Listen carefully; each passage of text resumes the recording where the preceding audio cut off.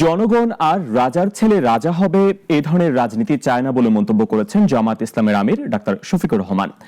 দেশ পরিচালনায় যোগ্য, সৎ, আদর্শবান নেতৃত্ব প্রয়োজন বলে মনে করেন তিনি। কক্সবাজারের নির্বাচনী জনসভায় প্রধান অতিথির বক্তব্যে একথা বলেন তিনি।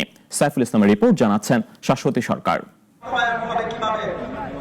নির্বাচনী প্রচারণার অংশ হিসেবে কক্সবাজার সফরে এসেছেন বাংলাদেশ জামায়াতে ইসলামের আমির ডাক্তার শফিকুর রহমান।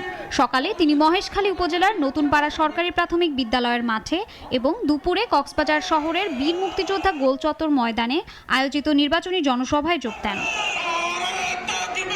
মহেশখালীর জনসভায় ডাক্তার শফিকুর রহমান বলেন, একসময় যারা মুখ লুকিয়ে থাকতেন, কথা বলতেন না, এখন তারা বাধ্য হয়ে হ্যাঁ ভোটের পক্ষে কথা বলতে শুরু করেছেন। একসময় মুখ লুকিয়ে যারা ছিলেন, কোনো কথা বলতেন না, এখন তারা বাধ্য হয়ে হার পক্ষে কথা বলতে। কিন্তু আমরা চাই মুখের কথাই যেন তাদের বুকের কথা হয়। এরপর কক্সবাজারের বীর মুক্তিযোদ্ধা গোল চত্বরের জনসভায় যোগ দেন তিনি। বলেন, বংশানুক্রমিক রাজনীতি নয়, যোগ্য নেতৃত্বই দেশ পরিচালনা করবে। জনগণ আর রাজার ছেলে রাজা হবে এ ধরনের রাজনীতি চায় না। আমরা রাজার ছেলে রাজা হোক, এই রাজনীতির আমরা বিরোধী। যার যোগ্যতা আছে সেই এই দেশের সেবক, ওইটাই আমরা দেখতে চাই। আমরা আল্লাহর কাছে দোয়া করি, আমার একজন রিক্সাশ্রমিক চালক শ্রমিক ভাইয়ের মেধাবী সন্তান আগামীতে বিকশিত হয়ে সে যেন বাংলাদেশের প্রধানমন্ত্রী হয়।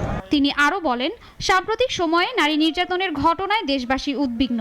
নারীদের নির্যাতন ও অপমানের ঘটনায় প্রতিবাদ করায় তার বিরুদ্ধে উদ্দেশ্য প্রণোদিতভাবে অপপ্রচার চালানো হচ্ছে বলেও অভিযোগ করেন তিনি।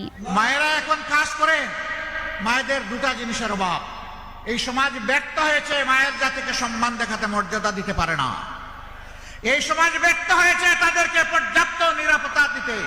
আমরা ইনশাআল্লাহ মাদেরকে ঘরে, চলাচলে, কর্মস্থলে, 3 জায়গায় পর্যাপ্ত নিরাপত্তা এবং সম্মান নিশ্চিত করব।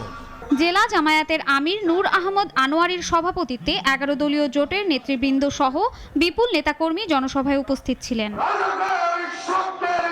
শাশ্বতী সরকার, নাগরিক।